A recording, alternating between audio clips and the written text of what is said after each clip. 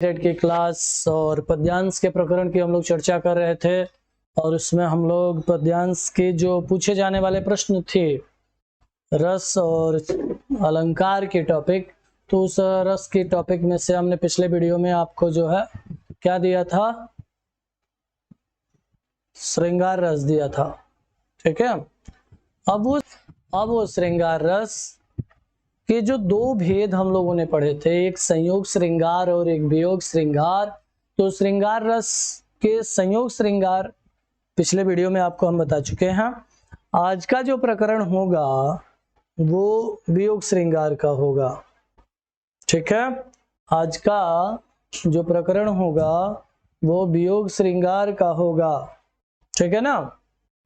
तो आज की जो टॉपिक होगी वो होगी वियोग श्रृंगार रस की, और वियोग श्रृंगार रस पढ़ा जाएगा। ठीक है, और यहाँ पे हेडिंग बनाइएगा वियोग श्रृंगार रस। ठीक है, और वियोग श्रृंगार रस की परिभाषा क्या होती है, तो कहा कि जहां नायक व नायिका के वियोगावस्था का, जहां नायक व नायिका के वियोगावस्था का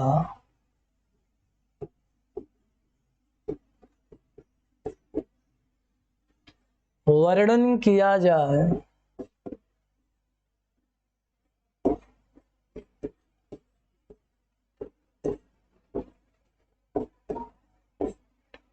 जहां नायक व नायिका के वियोगावस्था का वर्णन किया जाए वहां वियोग श्रृंगार रस होता है। ये इसकी परिभाषा होगी, जहां नायक और नायिका के वियोगावस्था का वर्णन किया जाए तो वहां पर कौन सा वियोग श्रृंगार रस होता है। और संयोग श्रृंगार में आपको बता ही चुके थे कि जहां नायक और नायिका की संयोगावस्था का मिलन की बात किया हो, संयोग का यहाँ पे अर्थ होगा मिलना, और जहां मिलने की बात किया हो, संयोगावस्था का वर्णन किया हो, वहां पर कौन सा होता है, संयोग श्रृंगार होता है। और जहां पे नायक नायिका की वियोगावस्था को यानी बिछड़ने की बात किया हो वहां पर वियोग श्रृंगार रस होता है। जहां किसी से किसी का दुराव हो गया हो, बिछड़ गया हो, और कैसे बिछड़ गया हो, तो कहा दुख से नहीं, प्रेम के वशीभूत होकर के बिछड़ गया। ठीक है, दुख तो उसके बाद आएगा, बिछड़ने के बाद। दुख बिछड़ने के बाद ना आएगा, पहले थोड़ी आएगा। ठीक है ना। तो वहां वियोग श्रृंगार रस होता है। या एक पॉइंट पे कहा जाए कि जहां नायक और नायिका के बीच वियोग का भाव, दुराव का भाव उत्पन्न हो, वहां पर वियोग श्रृंगार रस होता है। आपको एक जगन्नाथ दास रत्नाकर, देखिए वियोग रस, वियोग श्रृंगार रस अक्सर देखेंगे नायिका के प्रति का वर्णन करता है, नायिका के प्रति का वर्णन होता है, नायिका के वियोग का वर्णन होता है, नायिका बिछड़ जाती है उसका वर्णन होता है, नायक के वियोग का वर्णन जगन्नाथ दास रत्नाकर ने बहुत ही अच्छे तरीके में, शानदार तरीके में किया है। उनका एक उदाहरण मैं आपको यहाँ पे देता हूं। उदाहरण में लिखिएगा, पहले लिख लीजिएगा, उसके बाद हम बताते हैं आपको। ठीक है,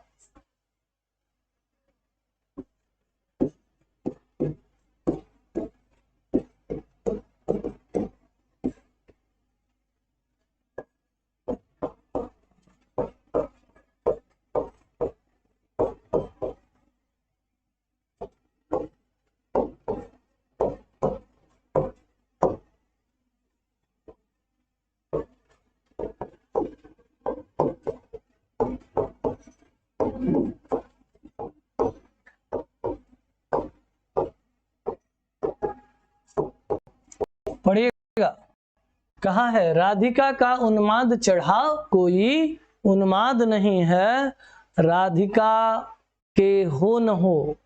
देखिएगा यहाँ पे प्रकरण, राधिका के अब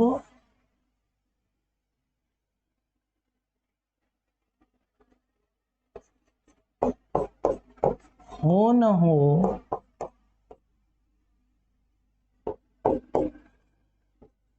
राधिका के प्रति, राधिका के अब हो न हो,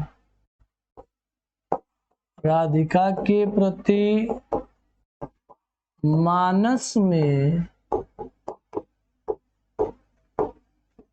दुर्वाद नहीं है।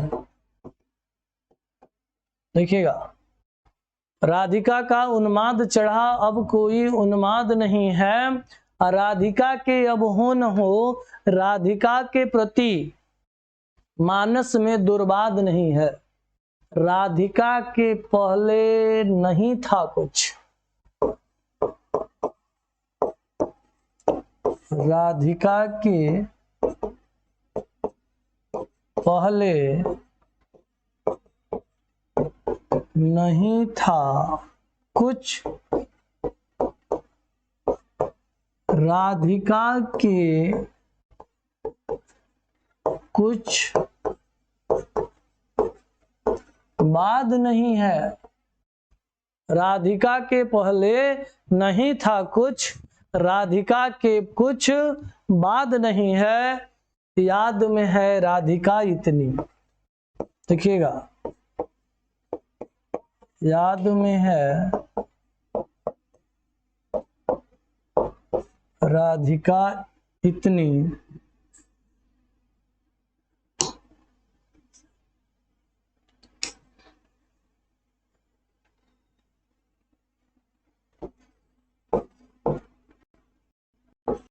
इतनी कि राधिका के बिन। ठीक है,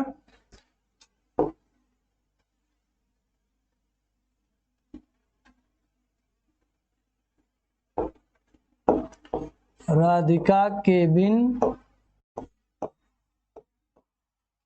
कुछ याद नहीं है। ठीक है, बात समझ में आई? देखिएगा, अब इस अगर सेंटेंस आप पढ़े ना, इसको जगन्नाथ दास रत्नाकर ने इतना सरल भाषा का प्रयोग किया है। ठीक है, राधिका का उन्माद चढ़ा अब कोई उन्माद नहीं है। उद्धव शतक की बात है, और उद्धव शतक में उद्धव जी समझाते हैं, अम्मा यार मथुरा छोड़ के चले आए, लेकिन मथुरा के लोगों को, गोकुल के लोगों को भूल नहीं पा रहे हो, छोड़ो वहां से। तो ये कृष्ण की अभिव्यक्ति है गोपियों के प्रति कह लीजिए, या राधिका तो एक इंडिविजुअल नाम दे दिया, तो ये वहां की अभिव्यक्ति है उनके कृष्ण की, कि राधिका का उन्माद चढ़ा अब कोई उन्माद नहीं। उन्माद में, उन्माद अगर कहा जाए तो पागलपन। राधिका का उन्माद चढ़ा अब कोई नहीं है, और राधिका के अब हो न हो, कहा था कृष्ण ने उद्धव से, जरूरी नहीं है कि हम राधिका के होके रह जाएं, नहीं होंगे। और तो क्या, राधिका के प्रति मानस में कोई दुर्वाद नहीं है। मानस का मतलब क्या? मन में। राधिका के प्रति हमारे मन में कोई दुर्वाद नहीं है, और राधिका के पहले नहीं था कुछ। जब राधिका नहीं थी तो उसके पहले कुछ नहीं था। और जैसा आप कह रहे हो ना कि छोड़ो, यहाँ देख लो द्वारिका में बहुत सारे लोग मिलेंगे, बहुत सारी गोपिकाएं मिलेंगे, आप हाथों कहो, तो उन्होंने क्या कहा कि राधिका के पहले नहीं था कुछ, तो अब तो उन्होंने कहा कि राधिका के कुछ बाद नहीं। अब अगर राधिका नहीं है तो उसके बाद भी हमारे पास अन्य कोई कुछ नहीं है। और याद में है राधिका इतनी, कहा कि आप इधर उधर योग की बात, उद्धव जी योग बताते थे, बहुत जल्दी बताते थे, ठीक है, योग की बातें हैं। और उद्धव शतक में जब संदेश लेके गए हैं गोपियों के पास, तो गोपियों ने उनसे उद्धव जी से कहा भी है कि आए हो सिखावन को जोग मथुरा से तुम, योग पे वियोग तुम और बतराओ ना, ठीक है ना। तो उद्धव योग की बात कर रहे थे कृष्ण से, तो उन्होंने कहा कि अरे यार अब छोड़ो, तो अब दूसरा कुछ मुझे मत बताओ, क्यों कि याद में है राधिका इतनी कि ये तुम्हारा जो योग है ना वो राधिका के बिन कुछ याद नहीं है, ठीक है। तो अब यह जो पॉइंट है ये कृष्ण की वियोगावस्था का वर्णन है कि एक नायक अपनी नायिका के प्रति न तो मन में कोई दुर्वाद रखा है और इतना प्रेम के वशीभूत है कि उससे पहले तो कुछ था नहीं, ये कंफर्म था, लेकिन उसके बाद भी कुछ नहीं है, ठीक है। कृष्ण की वियोगावस्था का वर्णन किया गया है, ठीक है। अब कृष्ण की वियोगावस्था के वर्णन के बाद आपको एक और वियोगावस्था का वर्णन बताते हैं, और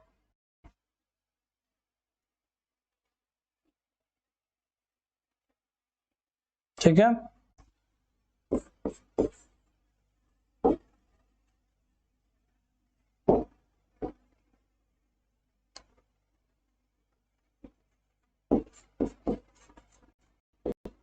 हे खग, हे मृग, हे मधुकर श्रेणी, ठीक है, तुम देखी सीता मृग नयनी, ठीक है ना। हे खग, हे मृग, हे मधुकर श्रेणी,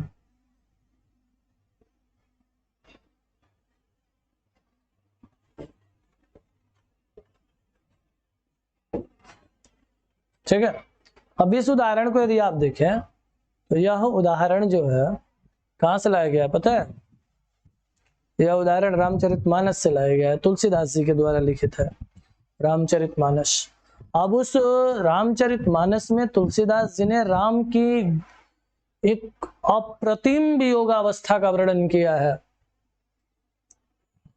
उसका कहीं कोई जवाब नहीं है कि उस वियोगावस्था का जो वर्णन किया है तुलसीदास जी ने।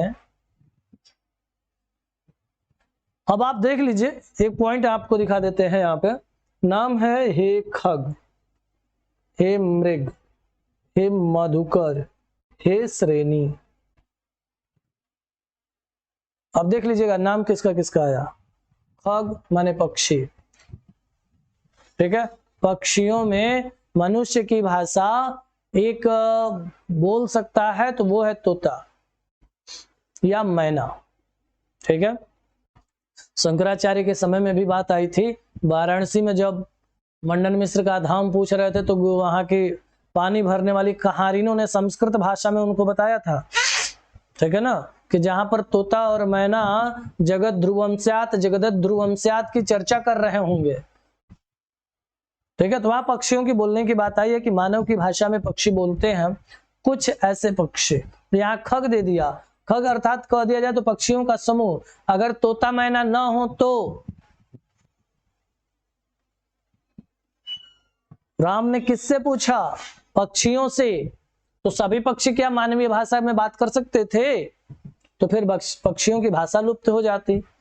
उनसे भी पूछा जो मानवीय भाषा में बात नहीं करते थे, मधुकर, हे खग, हे मृग, मृग किसके विषय में, हिरण, हिरण मानव की भाषा में बात नहीं करता, मधुकर मधुकर कौन? भ्रमर, भौरा। भौरे का पर्यायवाची शब्द है मधुकर।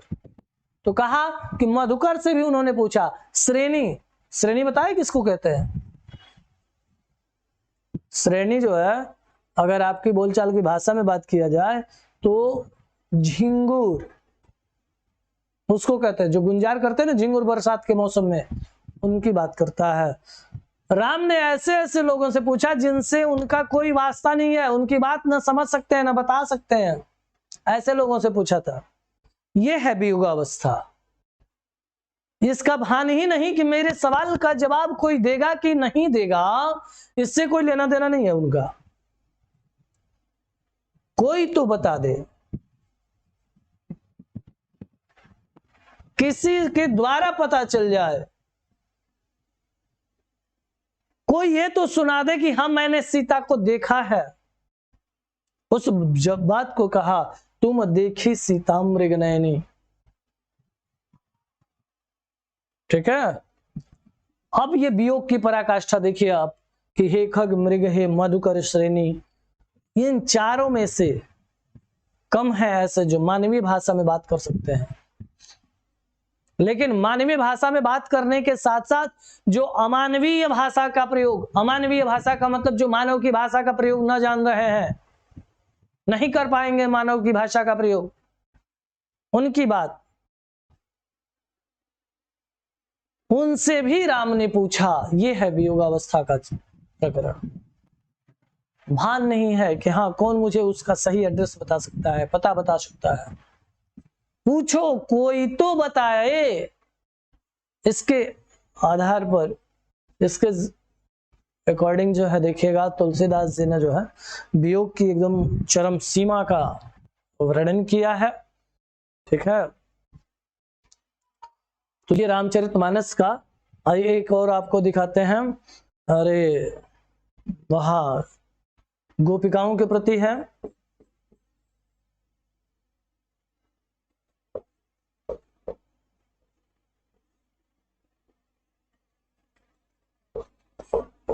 बिनु गोपाल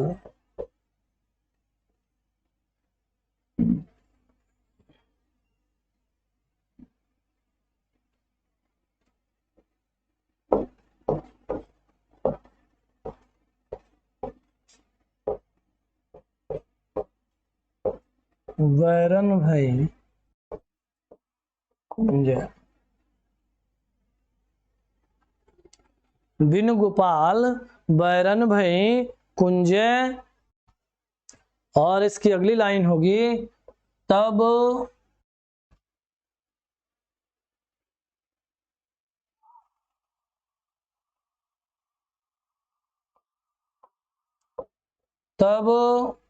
वही लता लगत तन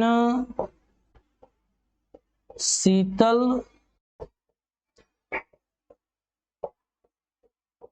अब भई विषम ज्वाल की कुंज।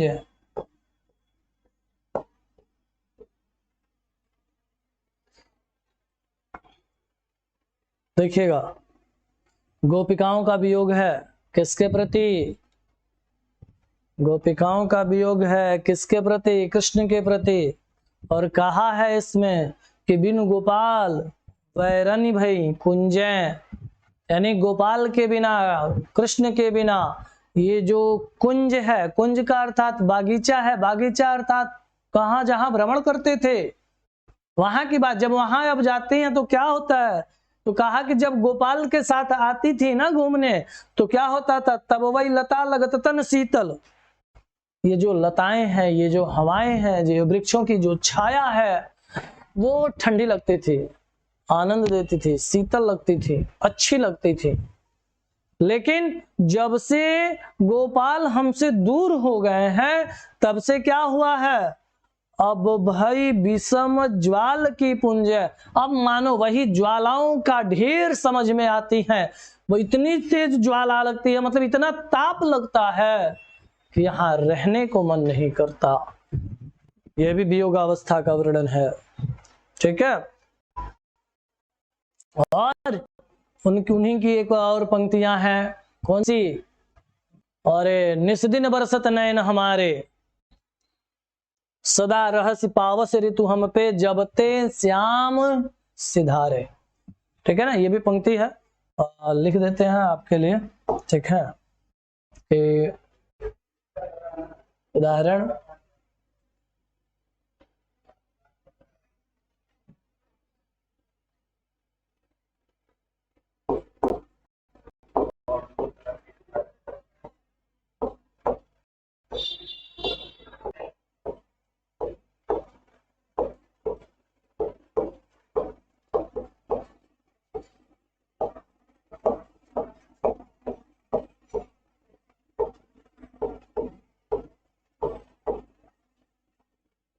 निस्दिन वर्षत नयन हमारे, और कहा कि सदा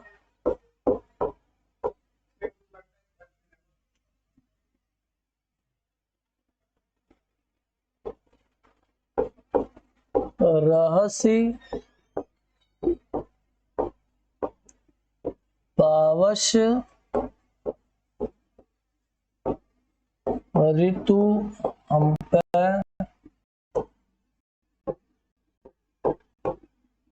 जबते श्याम सिधारे। ठीक है, ये भी उदाहरण वही वियोगावस्था का ही है। निस्दिन बरसत नयन हमारे, कृष्ण के जाने के बाद हमारे जो आंखें हैं वो हमेशा क्या कर रही हैं? बरस रही हैं। और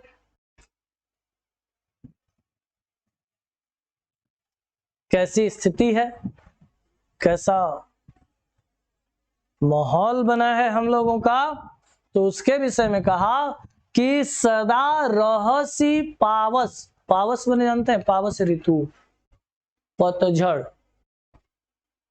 कहा कि जब जिस प्रकार से वृक्ष से पत्ते गिर जाते हैं, वृक्ष एक सूखे के तमाम दिखाई देता है, उसी तरह से पतझड़ का ऋतु हम लोगों पे आ गया है। बसंत के आने से पहले की शुरुआत होती है पतझड़ की, तो पतझड़ आ गया है हम लोगों का। सदा रहसी पावस ऋतु हम पे, जबते श्याम सिधारे, सिधारे का मतलब गए हैं। जब से श्याम हम लोगों के पास से गए हैं, तब से क्या है, हम लोगों पे पावस ऋतु लग गई है। पावस ऋतु का मतलब क्या? पतझड़ के समान हो गए हैं हम। जिस प्रकार से पत्ते गिर जाते हैं, वृक्ष सूखे वृक्ष के समान दिखाई देते हैं, उस तरह से हम लोग मलिन हो गए हैं। किस लिए? तो कहा कि श्याम के लिए। ठीक है। और एक और उदाहरण आपको बताते हैं मैथिली शरण गुप्त का। कहां का? जहां पर उर्मिला लक्ष्मण के विषय में बात करती है, सखीवे मुझसे कह कर जाते। वो वियोगावस्था का वर्णन मैथिली शरण गुप्त ने बहुत ही उम्दा तरीके में किया है। सखीवे मुझसे कहकर जाते। ठीक है, ये वियोग श्रृंगार रस के उदाहरण थे आपसे। और याद रखिएगा, ये पॉइंट जरूर में होना चाहिए, दिमाग में होना चाहिए। परिभाषा अधिकतर काम करनी चाहिए आपके लिए इसमें। संयोगावस्था का वर्णन नायिका के, तो श्रृंगार संयोग श्रृंगार। नायक नायिका के वियोगावस्था का वर्णन तब भी श्रृंगार, लेकिन कौन सा? वियोग श्रृंगार। ठीक है। अगला आपका रस हम पढ़ाएंगे हास्य रस। अगला लीजिए, हास्य रस। ठीक है, तो कहा कि जब कहीं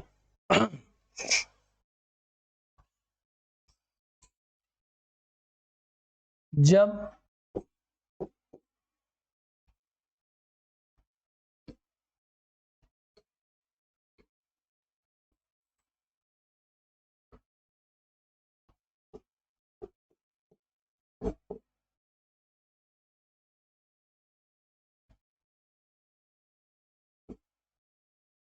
नायक या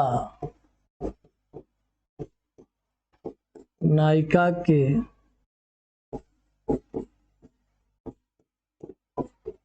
विचित्र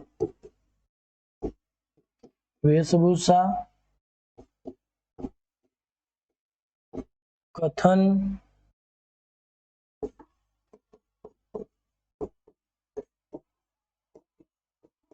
आकार प्रकार। जब नायक और नायिका के विचित्र वेशभूषा, कथन, आकार प्रकार,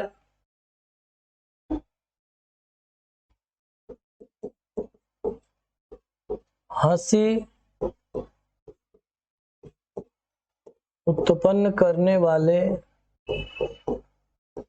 हो तो वहाँ हास्य रस होता है। ठीक है, वहाँ क्या होता है? हास्य रस होता है। जिसे आपको उदाहरण बताएं, उदाहरण लिखिए।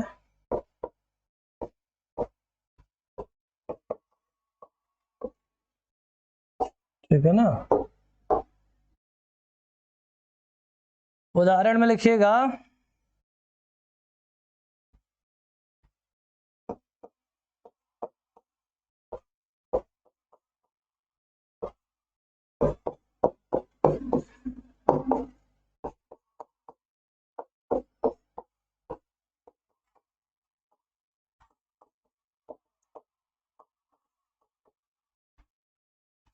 उदाहरण में है, पिल्ला लीनी गोद में, मोटर भई सवार, और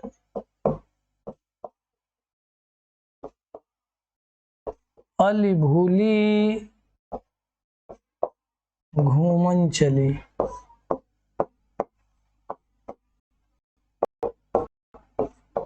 कियो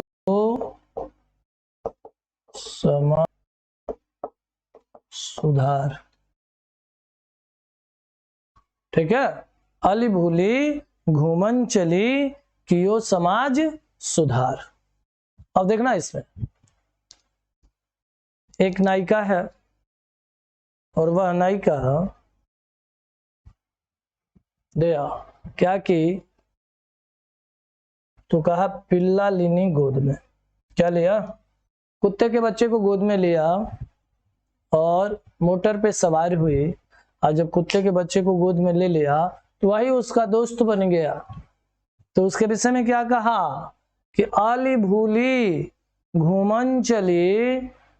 अली भूली, अली मने मित्र, अली मने भ्रमर भी होता है।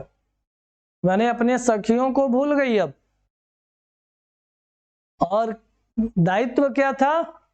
समाज सुधार का दायित्व था। तो कहा पिल्ला लेनी गोद में। गोद में कुकुर लेके बहुत शानदार लोग चलते हैं। हाँ, ठीक है ना, वहां की बात किया। और देखिएगा, एक और उदाहरण आपको हम बताते हैं।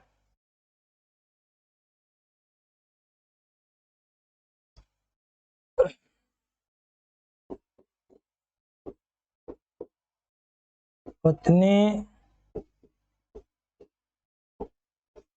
खटिया पर पड़ी।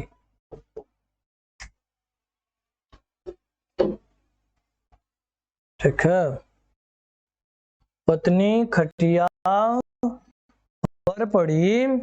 ठीक, ब्याह के लोग। देखिएगा लास्ट पंक्ति इस पे बहुत ही सुंदर है। व्याकुल घर के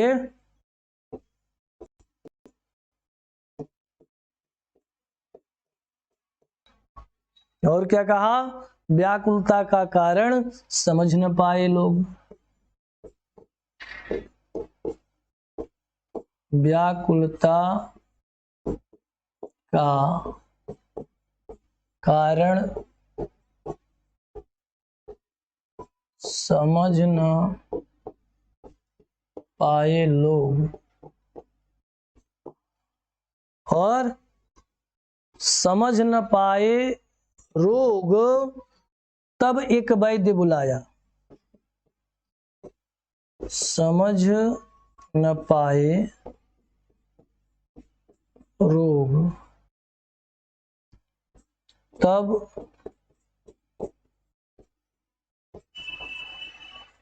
एक वैद्य बुलाया और इसको निकली है माता, उसने यह समझाया। उसको निकली है माता,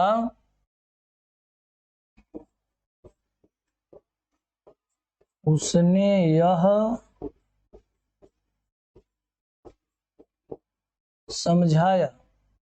और काका कहें कबीराय, काका कबीराय एक लेखक थे।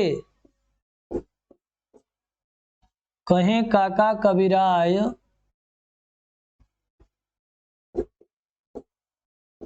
कहें काका कबीराय, सुन हे मेरे भाग्य विधाता, सुन हे मेरे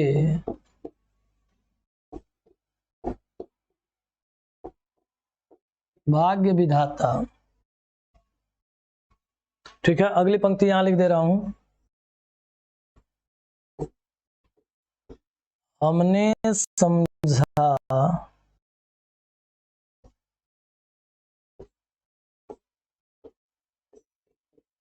हमने समझा था पत्नी,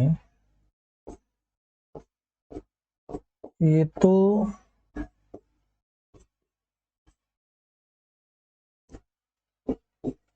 निकली माता। अब देखिएगा, घर पे कोई नई नई बहुरिया आई, अचानक उसका तबीयत खराब हो गया, घर के आते ही लोग उसको काम पे लगा दिए, लगो करो।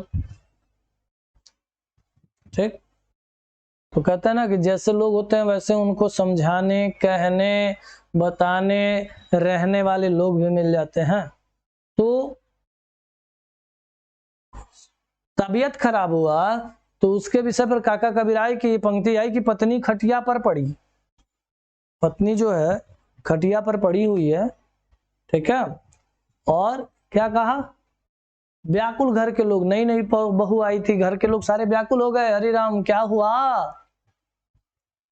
ठीक, व्याकुलता के कारण समझ न पाए लोग, उन लोगों को कुछ समझ में नहीं आया कि इसको हुआ क्या है।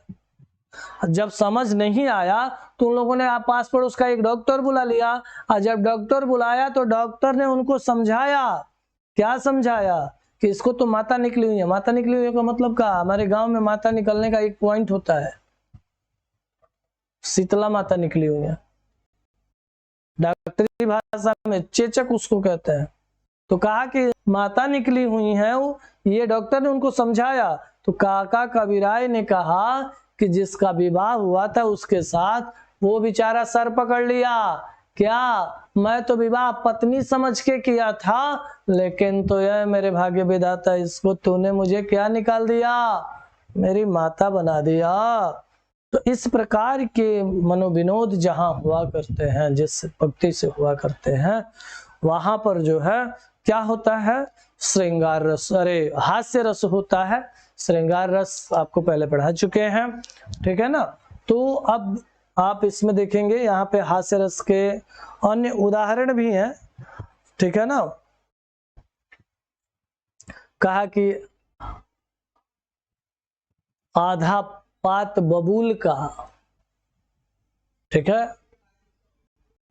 आधा पात बबूल का तामे तनिक, आधा पात बबूल का तामे तनिक पिसान, लाला जी, भाई कोई लाला होगा तो आनी मानी दोस्त, ठीक है, बुरा नहीं मानेंगे, हाँ नहीं तो, लाला जी करने लगे छठे क्षमा से दान। सोचिएगा, आधा पात बबूल का पत्ता पतला पतला होता है, उसमें भी वो भी आधा है, और उस आधे में भी पिसान रखा गया है, आटा रखा गया है। ठीक, और उसका भी दान जो है लाला जी कब करते थे, तो कहा छठे क्षमा से। ठीक है ना, तो ये भी हास्य रस का एक उदाहरण है आपके लिए। ठीक, लाला जी होंगे, याद रखिएगा। लाला जी लोग गुस्सा नहीं मानेंगे पहली बात, क्योंकि लाला जी बुजुर्गों को कहा गया है। इधर उधर नहीं चलना, ठीक है ना। तो इसलिए इस चीज को जो है आपको देखने की जरूरत होगी। और इसके बाद आइए हम अगला रस हम देखेंगे। अगला रस हमारा होगा करुण रस, ठीक है ना। आइए देखते हैं करुण रस।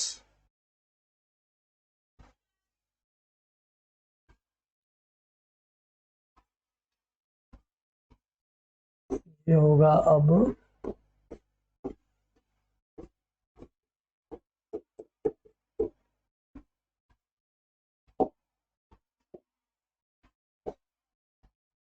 करुण रस के विषय में क्या कहा। अब करुण रस की अगर परिभाषा कहें तो कहा कि जब नायक या नायिका के चिर वियोग का वर्णन किया जाए, माने बहुत अंतराल वियोग का वर्णन किया जाए, या उसके मृत्यु अवस्था का वर्णन कर दिया जाए, तो वहां वो करुण रस होता है, ठीक है ना। तो उसको परिभाषा के तौर पर लिख लिया जाए पहले, ठीक है ना।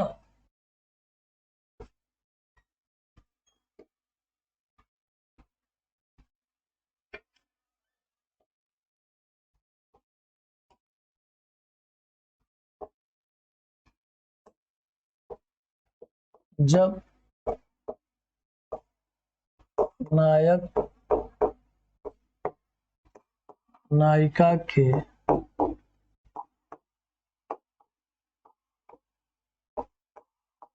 चिर वियोग या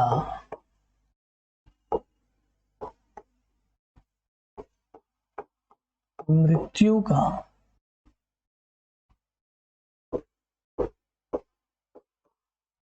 वर्णन किया जाए तो वहां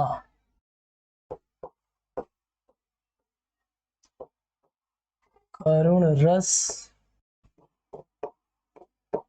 होता है, ठीक है। कहा यहाँ पे इसने कि अभी तक तो वियोगावस्था का वर्णन क्या किया था कि नायक नायिका से वियोग हो गया हो।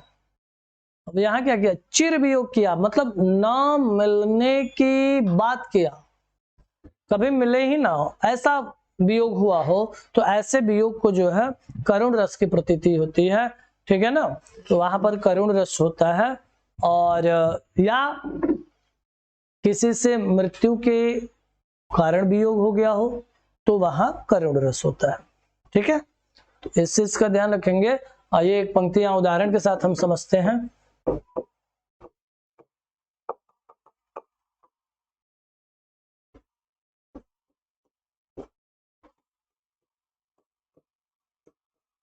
शोक विकल सब रोवहि रानी, रूप शील बल तेज बखानी,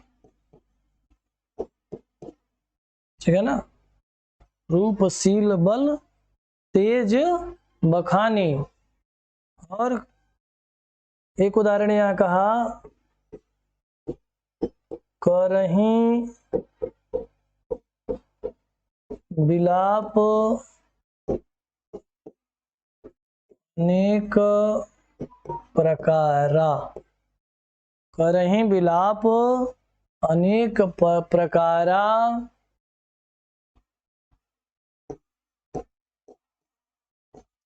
परहीं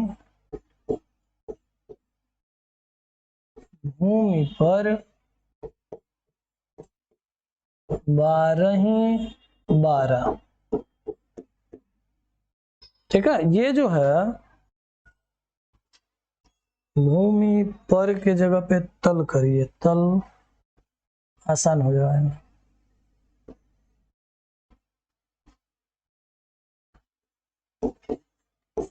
ठीक है ना। तो करहीं विलाप अनेक प्रकारा, परहीं भूमि तल बारहीं बारह, एक उदाहरण आपको नरोत्तम दास जी की बता देते हैं, वो भी देख लीजिएगा आप। वो वाला कौन सा है उदाहरण, देख लीजिए।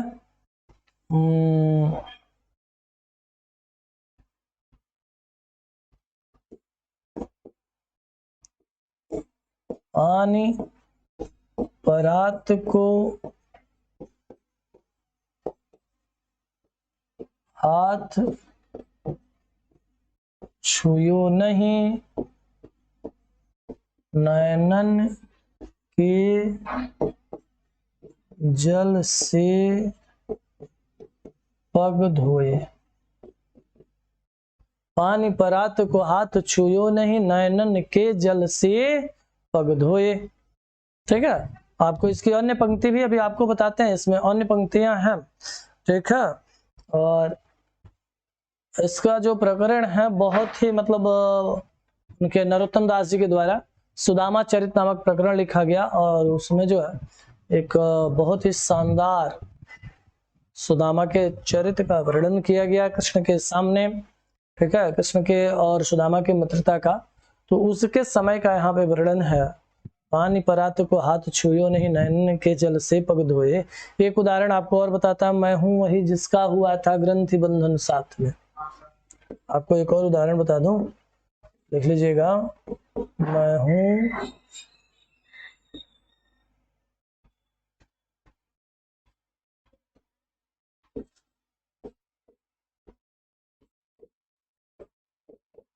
मैं हूं वही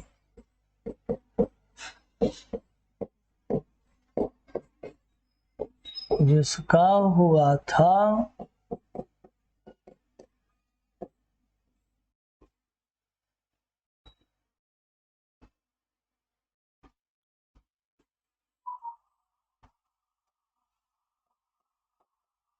ग्रंथि बंधन साथ में। मैं हूं वही जिसका हुआ था ग्रंथि बंधन साथ में,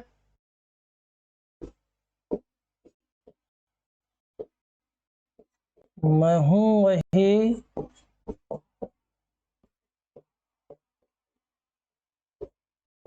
जिसका लिया था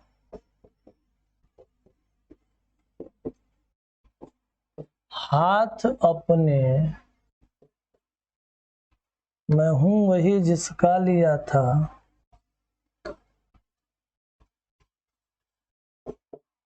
हाथ अपने हाथ में, और मैं हूं, थोड़ा सा यहाँ पे देख लीजिएगा, करेक्शन कर रहे हैं।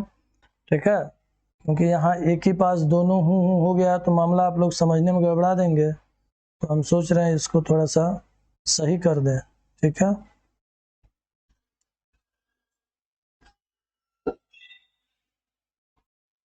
यहाँ का हूं ऐसे बना लीजिए, और यहाँ का भी हूं ऐसे बना लीजिए। जैसे यहाँ का हूं का ऊ इस पे लग गया था, थोड़ा सा दिक्कत कर रहा था। ठीक है ना, इसलिए जो है आप इसको ध्यान दे देंगे। तो मैं हूं वही जिसका हुआ था ग्रंथि बंधन साथ में, मैं हुआ था हाथ अपने हाथ में, मैं हूं वही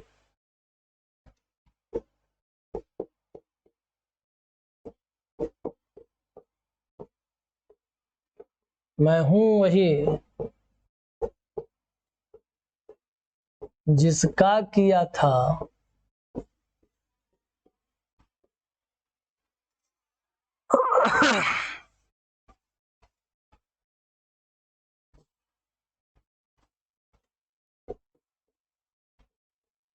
विधि विहित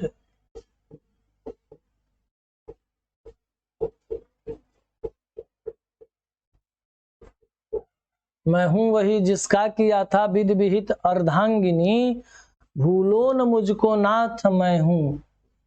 अब यहाँ आइएगा, लाइन परिवर्तन होगा। भूलो न मुझको नाथ मैं हूं, भूलो न मुझको नाथ मैं हूं, अनुचरी अनुचरी चिर संगिनी।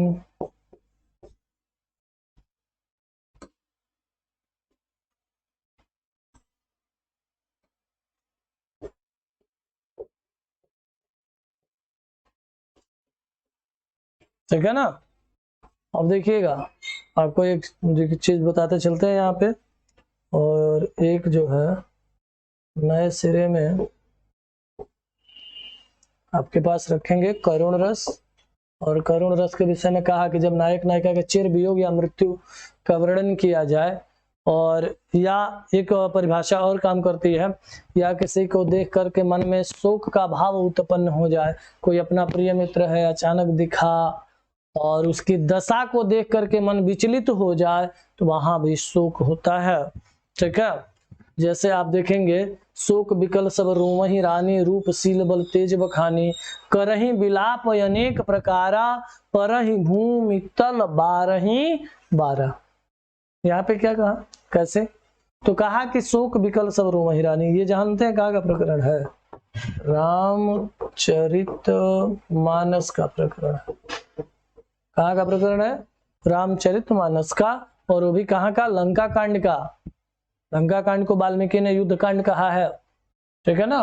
तो कहा कि शोक बिकल सब रोमहि रानी, रावण मृत्यु से सारे वहां जो है उसके रानियां जो अंतपुर की थी सब आई हुई है, दुख से व्याकुल होकर के वह रो रही हैं।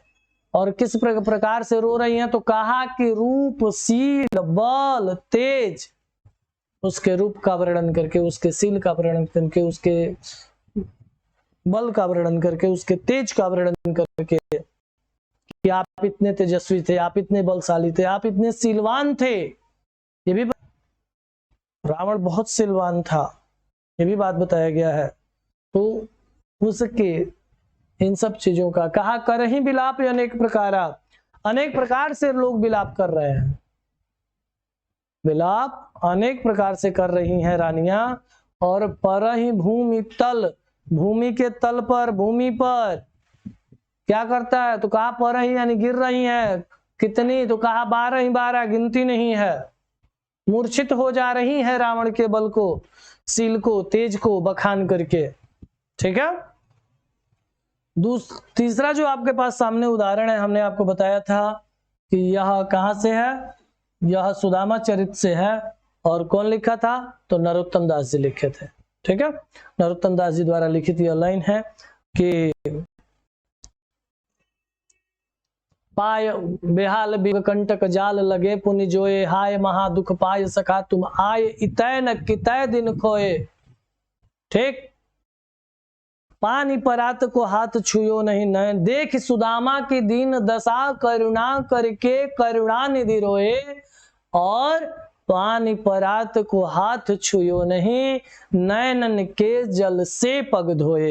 यह जो है सुदामा चरित की पंक्ति है। ठीक है, तो वहां पर हमने एक लाइन लिखा है, अक्सर यही पंक्ति डाल करके प्रश्न कर दिया जाता है कि इस पंक्ति में कौन सा रस है, इसलिए हमने एक पंक्ति रखा, ऊपर की अभी 3 पंक्तियां हैं। ठीक, पाय बेहाल पिवाइन, सोपग कंटक जाल लगे पुण्य जो है। तो कहा कि सुदामा के पैर में जो विवाह थी, विवाह का मतलब फटी एड़िया, उस समय क्रेक क्रीम नहीं था, सुदामा जी लगा लेते। सुदामा जी लगाते कहां से यार, सुदामा जी को तो खाने के ला लेते, खाने को खुदे खोजना था, तो लगाते कहां, होता भी तो। ठीक है, तो वहां क्या कहा कि पाय बेहाल, बेहाल था, पैर बेहाल था। कैसे बेहाल था, तो कहा विवाइन सो, फट गई थी एड़ियां उनकी, उनके पैर फट गए थे। कंटक जाल, कांटों ने उसमें अपना, इतना फटा था कि कांटों ने उसमें अपना जाल बना लिया था। और हाय महादुख पाय सखा, कृष्ण ने जब देखा पैर को तो कहा कि आए मेरे मित्र, इस कृष्ण का रहना धिक्कार है, क्योंकि तुमने बहुत दुख यापन किया है। हाय महादुख, बहुत बड़ा दुख, महादुख पाया है आपने।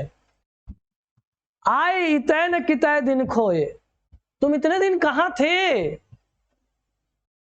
और हाय महादुख पाए सखा तुम, बहुत कष्ट झेला है आपने, कहाँ थे। और देख सुदामा की दीन दशा, कहा कि सुदामा की जो दशा थी, जो दीनहीन दशा थी, उसको देख करके करुणा करके करुणानिधि रोए। जो करुणा करके, करुणा निधि अर्थात जो करुणा के सागर है, निधि खजाना, सागर जो खजाना है, जो सागर है, वो भी रोने लगे। और क्यों, और इतना रोए, कहा कि पानी परात को हाथ छुए नहीं। पानी भी आया था परात में, लेकिन उसको हाथ से छूना नहीं पड़ा, उठा के उस जल से धोना नहीं पड़ा। तो कहा क्या किया तब, तो कहा कि पानी परात को हाथ छुओ नहीं, नैनन के जल, जो आंखों से बहते हुए जल थे, जो आंसू थे, उसी से उन्होंने क्या किया, उनके पग को धो दिया। किसके पग को, सुदामा को। ये करुण अवस्था है, ये दुख की स्थिति है, ठीक है ना। तो अब जो है आप देखें, अगला उदाहरण मैं आपको बता दूं, मैं हूं वही जिसका हुआ था ग्रंथि बंधन साथ में। मैं हूं वही जिसका हुआ था ग्रंथि बंधन साथ में। पहले मैं आपको इसको बता दूं कि ये जो पंक्ति है ना, ये पंक्ति मैथिली शरण गुप्त के द्वारा लिखी गई है। और कहा, किस पुस्तक में, तो उनकी एक रचना है जयद्रथ वध, उसमें लिखी गई है, ठीक है। तो क्या कहा कि मैं हूं वही जिसका हुआ था साथ में। घटना कहाँ की है, चक्रव्यूह की है। महाभारत के युद्ध में चक्रव्यूह बना करके अभिमन्यु को जब मार दिया गया होता है, तो अभिमन्यु की पत्नी उत्तरा जाती है, रणभूमि में जाती है, देखती है वहां हमारा पति पड़ा हुआ है, ठीक। मेहंदी हाथ की अभी छूटी नहीं थी, अभी नौ जोड़ा बना था अभिमन्यु और उत्तरा का, विवाह करके आए थे, ठीक है। लेकिन अभिमन्यु ने क्या किया, क्षत्रिय धर्म का पालन किया था। क्षत्रिय धर्म में आयत है, जगनिक ने कहा है कि बरस 12 बरस लोग कुकर जी में, 13 बरस सियार, और बरस 18 क्षत्रिय जीवे आगे जीवन को धिक्कार, ठीक है ना। तो क्षत्रियों का गुण जो है अभिमन्यु ने पालन किया था। 16 साल की अवस्था में विवाह कर दिया गया था, किसका, अभिमन्यु का। और अभी आए हुए उत्तरा के कुछ ही दिन हुआ था, वह उत्तरा सोई हुई अभिमन्यु को देख करके याद दिला रही है कि मैं हूं वही जिसका हुआ था ग्रंथि बंधन साथ में। अरे उठो ना स्वामी, मैं तो वही हूं जिसको आपने ग्रंथि बंधन करके लाए थे, और मैं हूं वही जिसका लिया था हाथ अपने हाथ में। मैं वही हूं जिसको अपने हाथों में मेरा हाथ पकड़ के आप वहां से लेकर के चले आए। और क्या किया, मैं हूं वही जिसका किया था विध विहित अर्धांगिनी, विधिवत आपने ब्रह्म विवाह किया था हमारे साथ। मैं वही हूं, दूसरा कोई नहीं है। और भूलो न मुझको नाथ, आप मुझे भूल करके ऐसे निद्रा अवस्था में सो गए। भूलो न मुझको नाथ, मैं हूं। तो क्या कहा, अनुचरी, संबोधन का प्रकरण है यहां पे, इसलिए, ठीक है ना। मैं हूं अनुचरी, मैं आपकी सेविका हूं, दासी हूं, मैं आपकी पत्नी हूं। पत्नी का शब्द नहीं लाया यहां पे, पत्नी सबको जानता है पत्नी थी। क्या कहा, दासी हूं, अनुचरी हूं। क्या हूं, दासी हूं, अनुचरी हूं। और कैसी अनुचरी हूं, तो कहा चिर संगनी, जीवन भर साथ चलने वाली आपकी अनुचरी हूं। इस प्रकार की मैं आपके साथ चलने वाली अनुचरी हूं। इसलिए ऐनाथ उठ जाओ। ये वियोग अवस्था का वर्णन है, ये शोक है। और जहां शोक होगा वहां करुण रस होगा, ठीक है। अब करुण रस के बाद जो प्रकरण आएगा हम लोगों का आपस का, वो होगा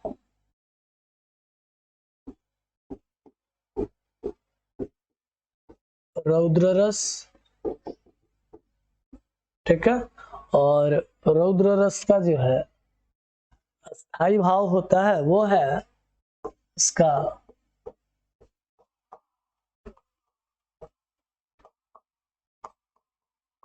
स्थायी भाव क्या है? क्रोध है। करुण का क्या था? शोक था। हास्य का क्या था? हास था। ठीक है। और श्रृंगार का तो किसी मोहल्ले में बताना ही नहीं है, हाँ पूरा घर जानता है उनको। ठीक, तो अस्थाई भाव क्या है? क्रोध है। तो कहा कि उचित या अनुचित क्रिया के कारण, यहां लिखना है आपको, उचित या अनुचित क्रिया के कारण। किताबी परिभाषा बहुत कम हम लगाते हैं, भी ध्यान रखिएगा। हम परिभाषा वही अपने तरफ से, आप परिभाषा कम पूछता है, दिमाग में रखिएगा। परिभाषा नहीं पूछेगा ना आपसे, आपसे बस उतना ही कि जो कंसेप्ट आप समझ सके वो चीज आपके पास है बस। तो कहा उचित या अनुचित क्रिया के कारण जब क्रोध का भाव उत्पन्न हो तो वहां कौन सा रस होता है भाई? रौद्र रस होता है।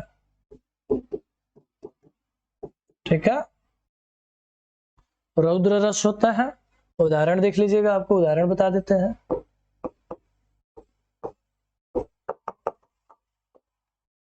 ठीक है, उदाहरण में आप देख लीजिए।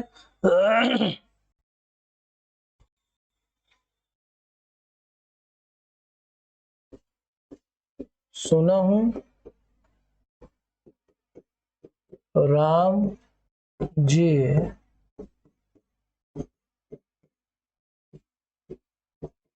शिवधनु तोरा,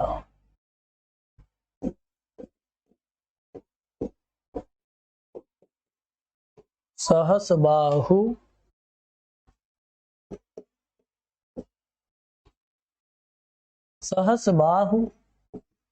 सम सो रिपु मोरा। ठीक है, और भी दो एक उदाहरण है, लिख लीजिए। और यहाँ पे जो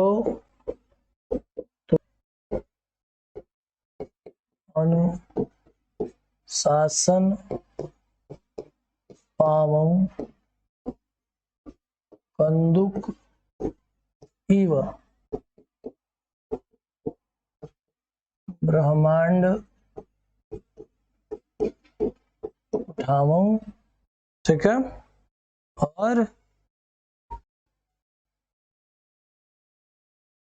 अगला उदाहरण एक देख लीजिएगा। जो बिलगांव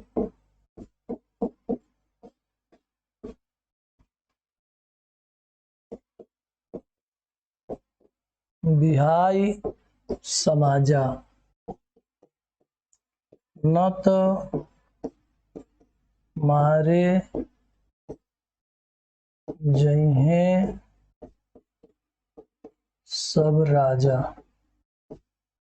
ठीक है, जो बिलगांव बिहाई समाजा न तुम्हारे जइहे सब राजा। ठीक है ना, तो ये उदाहरण आपके लिए हैं कुछ के रौद्र रस के। और इसी के साथ आज का वीडियो हम समाप्त करते हैं, और इसके विषय पर पुनः आपसे हम अगले वीडियो में चर्चा करेंगे। फिर मिलते हैं अगले वीडियो के साथ। नमो नमः।